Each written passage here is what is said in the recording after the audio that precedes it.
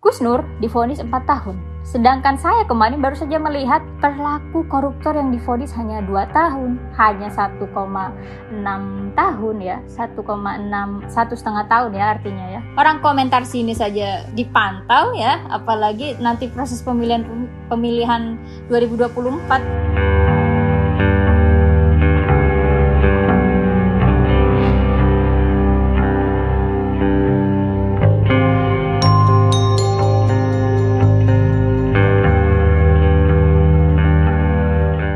Assalamualaikum warahmatullahi wabarakatuh. Selamat malam sahabat Blog Kosuto Channel sekalian. Kembali lagi bersama saya Nur Ika. Hari ini kita akan ngobrol tentang politik ya, tapi bukan mengenai Pilpres 2024 ya. Kita kilas balik sedikit tentang Pak Presiden Joko Widodo nih selama 2 periode kepemimpinan beliau. Memang ada hubungannya sedikit nanti ya, karena ada anaknya di situ. Jadi kita akan singgung sedikit, tapi substansi besarnya bukan di situ gitu. Kenapa ini kita bahas? Penting tentu pertama kita tahu ada capres ya, calon presiden, ada paslon yang secara terang-terangan memiliki hubungan dekat nih dengan Pak Jokowi ya. Capresnya melakukan gaya politik yang banyak orang bilang terkesan menjilat ya. Jelas-jelas menunjukkan beberapa kali menggunakan nama beliau ya. Jelas-jelas menggunakan nama koalisi yang sama dengan nama koalisi Pak Jokowi sebelumnya gitu. Bahkan ya lebih parahnya cawapresnya nih, putra sulungnya Pak Jokowi sendiri, Mas Gibran gitu. Jadi bukan tidak mungkin cara-cara berpolitik, nafas-nafas gerakan Pak Jokowi dalam pengambilan keputusan yang sudah beliau lakukan selama 2 tahun terakhir, 2 periode terakhir ini akan diteruskan oleh paslon yang ini gitu ya. Ini bukan tidak mungkin ya, karena kabar terakhir yang tersebar, Mas Gibran nih cawapres dari Pak Prabowo, dalam pidato deklarasinya nih, kabar burung yang terdengar yang mengetik pidato itu ya, pidato Mas Gibran itu bahkan adalah orangnya Pak Jokowi gitu ya. Jadi sangat memungkinkan ke depannya hal-hal yang akan kita bahas ke depannya ini akan tetap dilakukan di periode berikutnya jika Pak Prabowo dan Mas Gibran terpilih gitu. Nah, apa itu? Proses apa itu? Tentu saja proses yang dilakukan Pak Jokowi selama periode kepemimpinannya, mulai dari pembentukan undang-undang hingga konflik kepentingan gitu. Apa saja? Saya sudah rangkum untuk sahabat Blog Kosuto sekalian nih. Yang pertama nih, kita bisa lihat dari partisipasi minim masyarakat dalam pembentukan regulasi gitu ya. Kita mungkin lihat meledaknya RUU Cipta Kerja ya pada waktu itu. Kita lihat pada saat ada kabar ini meluap di sosmed, banyak penolakan dari akademisi, dari mahasiswa, bahkan dari buruh itu sendiri gitu. Meskipun punya banyak penolakan ya, Pak Jokowi justru mengatakan kalau memang ada yang nggak cocok silahkan uji materi di MK gitu. Dan benar saja banyak penggugat yang akhirnya membawa UU ini ke MK gitu. Akhirnya MK pun memutuskan bahwa UU ini inkonstitusional. Saya bacakan saja ya supaya lebih valid gitu. Nah, Mahkamah menilai UU tersebut cacat formil lantaran dalam proses pembahasannya tidak sesuai dengan aturan dan tidak memenuhi unsur keterbukaan. Nah, unsur keterbukaan di sini mungkin saja ya, kan kita tahu dalam pembuatan RUU ini sampai dia disahkan dibawa ke rapat DPR, rapat finalnya, itu hanya dalam waktu 7 bulan ya, dan sebanyak 64 kali rapat ya, dini hari, akhir pekan, bahkan pada saat masa reses pun ini dibahas ya. Artinya memang dikebut gitu. Makanya sangat mungkin jika minim partisipasi orang-orang yang sebenarnya perlu gitu dilibatkan dalam pembuatan RUU ini gitu. Kita lihat ya, kenapa di sini dibilang tidak memenuhi unsur keterbukaan. Omnibus Law Cipta Kerja itu kan punya banyak kan RUU sapu jagat, banyak yang diurus. Otomatis banyak buruh yang dilibatkan dari banyak sektor gitu. Jadi memang mungkin sangat minim partisipasi mereka yang pendapatnya seharusnya didengar, yang seharusnya masukannya atau kritik yang bisa anggota DPR terima gitu, sehingga bisa dilakukan perbaikan gitu. Jadi nggak perlu akhirnya kita buang waktu menetapkan ini, mengesahkan jadi UU, masih harus uji materi ke MK, masih harus dinilai inkonstitusional ya. Jadi selanjutnya akhirnya MK memutuskan harus melakukan perbaikan nih selama 2 tahun gitu. Namun alih-alih memaksimalkan 2 tahun ini ya, Pak Jokowi justru mengeluarkan Perpu gitu. Artinya kan seharusnya kalau memang nggak layak, ya udah kita kembali aja dulu nih pakai UU yang udah ada sebelumnya gitu. Cuman beliau justru mengeluarkan Perpu, dan Pak Airlangga mengatakan bahwa dalam waktu 2 tahun itu banyak keputusan yang menunggu, banyak keputusan yang menggantung ya, yang keputusannya itu bergantung sama UU ini gitu. Makanya dibuatlah Perpu gitu. Koordinator tim kuasa hukum penggugat UU Cipta Kerja ya, Victor Santoso ini menilai Presiden Joko Widodo telah melakukan tindakan melawan hukum dan pembangkangan terhadap konstitusi dengan menerbitkan peraturan pemerintah pengganti Undang-Undang Perpu tentang Cipta Kerja. Menurut beliau tindakan itu ya jelas melanggar hukum ya gitu. Sebagaimana amanat putusan MK nomor 91 gitu ya. Kan seharusnya apabila dalam 2 tahun atau sampai dengan 25 November 2023 tidak diperbaiki, maka akan inkonstitusional secara permanen gitu. Namun ternyata pemerintah bukannya memanfaatkan 2 tahun ini untuk memperbaiki, tapi malah mengambil jalan pintas dengan menerbitkan Perpu. Nah gitu, itu dia ya. Materi pertama tentang partisipasi minim masyarakat dalam pembentukan regulasi. Yang kedua, ada 2 ya sahabat sekalian. Sebenarnya ada banyak, cuman kita hanya akan bahas 2 ini saja. Yang kedua adalah tentu saja Undang-Undang Pembangunan Ibu Kota Nusantara. Nah ini ya, UU ini memang sudah disinggung Pak Jokowi di pidato kenegaraan pada tahun 2019 ya. Singkatnya begini ya, beliau mengatakan, dengan memohon ridha Allah Subhanahu wa Ta'ala, dengan meminta izin dan dukungan dari Bapak, Ibu anggota Dewan yang terhormat, para sesepuh, dan tokoh bangsa, terutama dari seluruh rakyat Indonesia, dengan ini saya mohon izin untuk memindahkan ibu kota negara kita ke Pulau Kalimantan. Ini pada tahun 2019 ya. Tapi meskipun pelaksanaannya baru dilaksanakan pada tahun 2021, nggak langsung saat pada waktu itu, proses dari pemberian surat presiden hingga ditetapkannya RUU ini menjadi UU juga nggak kalah cepat dari Omnibus Law tadi ya. Ini bahkan hanya memakan waktu sekitar 5 bulan. Bayangkan ini sangat cepat ya. Bandung Bondowo saja nih minder nih sama anggota DPR nih ya. Cepat sekali mereka memutuskan UU yang sangat penting ya. UU yang berhubungan dengan banyak orang karena ini merupakan ibu kota negara gitu. Nah untuk rincian waktunya saya coba jelaskan sesingkat mungkin ya. 29 September 2021 Surpres dan RUU dikirim. Surat presiden ya dikirim nih. 7 Desember 2021 Pansus dibentuk. Pansusnya udah dibentuk. 3 Januari 2022 studi banding Kazakhstan ke Kazakhstan. Nah, ini juga menuai kontra ya di kalangan masyarakat karena kita tahu Januari 22 itu pecah kasus Omikron ya. Jadi sedang tinggi-tingginya. Jadi masyarakat menyayangkan gitu. Dengan tingginya kasus COVID ya, kenapa bisa anggota DPR studi banding gitu ya ke luar negeri? Kita nggak bisa bilang jalan-jalan ya, studi banding ke luar negeri gitu. Apakah mereka menilai bahwa studi banding itu lebih penting daripada nyawa masyarakatnya sendiri? Kan kita nggak tahu ya mereka bawa virus, dan kalau bawa virus menularkan berapa banyak orang yang ada di negara kita, gitu loh. Itu yang disayangkan. Nah, akhirnya Senin 17/2022 digelar rapat membahas RUU ini ya, Senin pagi. Dalam rapat tersebut, 8 dari 9 fraksi menyatakan setuju untuk membawa RUU IKN ke rapat paripurna. Hanya fraksi Partai Keadilan Sejahtera yang menolak ya. Konon PKS menolak karena hal-hal yang menyangkut pendanaan itu mereka nggak bisa terima, makanya mereka menolak gitu. Itu pagi. Nah, siangnya ya, 18 Januari 2022 disahkan menjadi undang-undang ya. Luar biasa cepat ya. Bangun 1000 candi aja butuh 1 malam ya. Ini hanya dari pagi ke siang. Oke. Yang kedua, itu tadi tentang minimnya partisipasi publik dalam pembuatan regulasi ya. Yang kedua, produk hukum yang mengancam kebebasan sipil. Tentu sahabat Blokosuto nggak asing ya dengan produk hukumnya apa. Kita lihat nih RKUHP juga yang kemarin sempat rame. Di antaranya poin-poin yang bermasalah adalah penghinaan terhadap pemerintah dan lembaga negara. Ini tentu saja yang karet ya. Bahkan pionir channel ini pun ya, Gus Nur juga saat ini ditahan, divonis 4 tahun juga karena pasal karet ini gitu. Nah, yang kedua adalah larangan untuk demo. Kemudian yang ketiga adalah hukuman yang dinilai ringan untuk para koruptor gitu. Jadi bayangkan saja negara kita ya yang sangat krisis pejabat-pejabat jujur, negara kita yang tingkat korupsinya tinggi justru membuat regulasi yang hukumannya meringankan mereka gitu ya. Alih-alih menambah justru mengurangi. Bayangkan Gus Nur divonis 4 tahun. Sedangkan saya kemarin baru saja melihat pelaku koruptor yang divonis hanya 2 tahun, hanya 1,6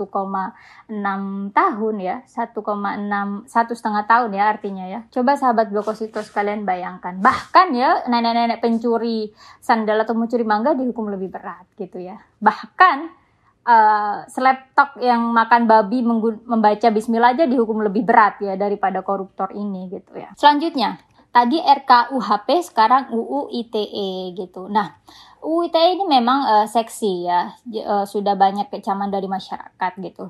Akhirnya Presiden Joko Widodo juga bilang ya sudah direvisi gitu. Nah, cuman pada saat revisi ya, selain revisinya panjang, memakan waktu lama, pembahasannya juga tertutup gitu ya, meskipun dimasukkan dalam prolegnas prioritas 2021 gitu. DPR sendiri setidaknya sudah melakukan pembahasan UU ITE sebanyak 15 kali ya, sebagian besar dilakukan secara tertutup gitu. Jadi untuk apa direvisi dan dilakukan banyak rapat berkali-kali kalau tertutup gitu? Kan minim partisipasi publik dan rentan terjadi penafsiran yang salah juga pada akhirnya gitu kan, rentan membuat timbul lagi nih kata-kata baru yang artinya bisa jadi multitafsir, ujung-ujungnya juga jadi pasal karet. Jadi untuk apa? Hanya buang-buang waktu saja gitu. Hanya 5 kali rapat yang diumumkan dalam situs resmi DPR, sisanya dilakukan secara tertutup. Bahkan ketika pembahasan rapat dengan Kemenkominfo, beberapa kali rapat kita memang buat secara tertutup untuk keleluasaan kami membahas. Berarti secara terang-terangan mereka butuh privasi untuk membahas ini gitu ya. Entah kenapa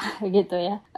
Kemudian DPR dan pemerintah nih sepakat ya untuk menghapuskan pasal karet ya. Kemudian sepakat dihapuskan nih ya sahabat Blokosito. Cuman dalam rekapan yang didapat Koalisi Serius nih ya beritanya, pasal-pasal karet sebelumnya bukannya tidak ada, tapi berubah bentuk gitu ya. Ayat yang masih mempersoalkan tentang setiap orang dengan sengaja menyerang dan lain sebagainya, nama baik tadi itu ya, yang pasal karet itu tetap ada gitu ya. Nah, ini kan sama aja bohong sebenarnya, meskipun sudah seberapa kali banyak rapat ya, apalagi tertutup. Pasal-pasal bermasalah ini masih ada gitu, dan ini bisa digunakan untuk mengekang orang gitu. Terlebih kita menuju kontestasi Pilpres 2024. Alat ini bisa digunakan untuk menyerang orang-orang yang memberikan kritik kepada 3 paslon yang sudah kita punya sekarang gitu ya. Kalau paslon yang satu mungkin ya kita tahu, mungkin nggak masalah sih beliau. Kemarin aja di roasting Kiki, beliau sendiri yang minta jangan ada yang di-cut itu kebebasan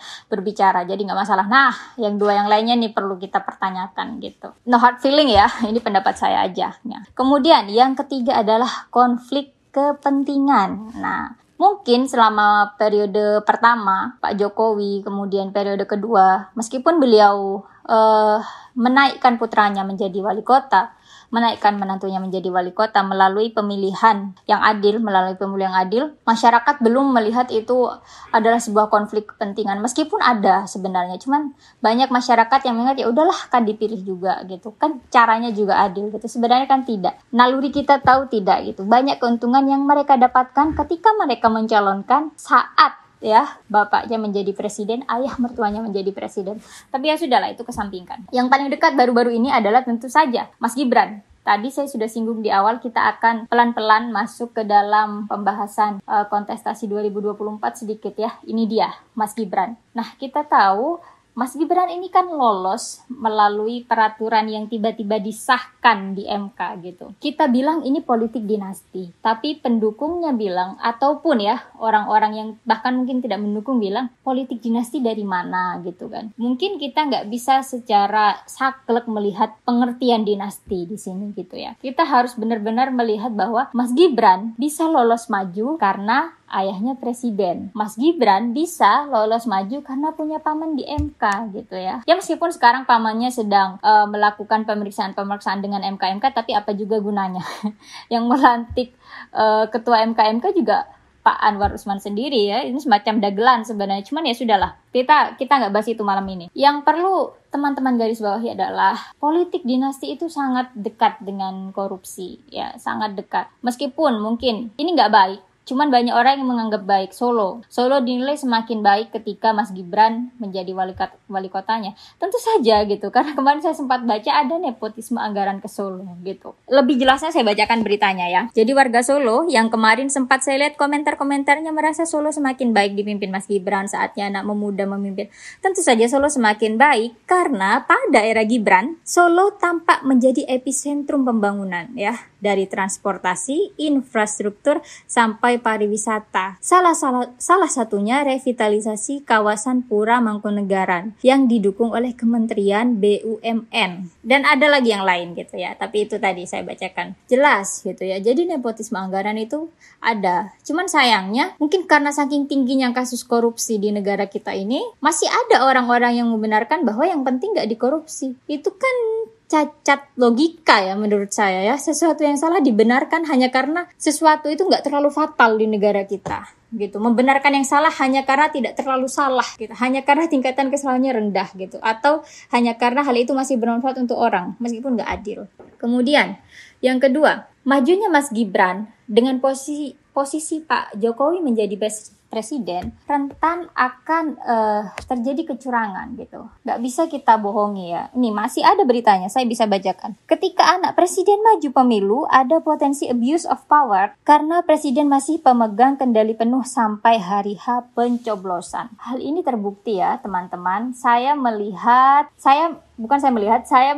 desas-desus bahwa ada lembaga negara nih yang masang spanduknya Pak Prabowo dan Mas Gibran di Jakarta sana, lembaga negara ya. Uangnya ya kita nggak tahu dari mana, tapi lembaga negara. Silahkan Anda artikan sendiri gitu.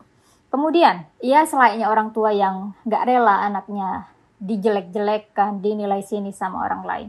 Kabarnya Pak Prabowo juga nih meminta kepada Menteri Komunikasi dan Informatika ya untuk memantau komentar sinis yang tertuju ke anaknya gitu. Bayangkan menggunakan instrumen negara lagi gitu. Ya tentu saja ini dibantah ya sama beliau nih.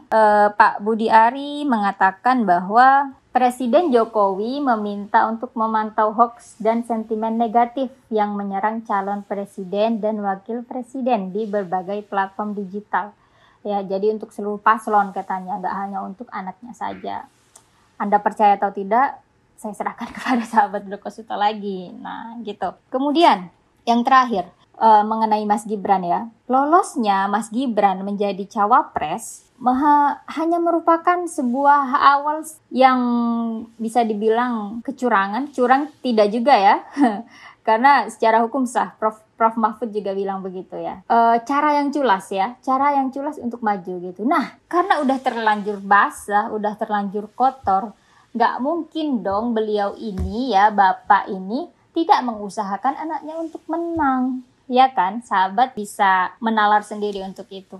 Nah, gimana caranya untuk menang? Ya tentu saja menghalalkan segala cara, kan? Gak usahlah kita naif. Anaknya aja ya, yang saya dengar kabarnya itu sebenarnya dari Juli saja loh, beliau itu dimunculkan namanya. Akhirnya bisa naik sekarang kan.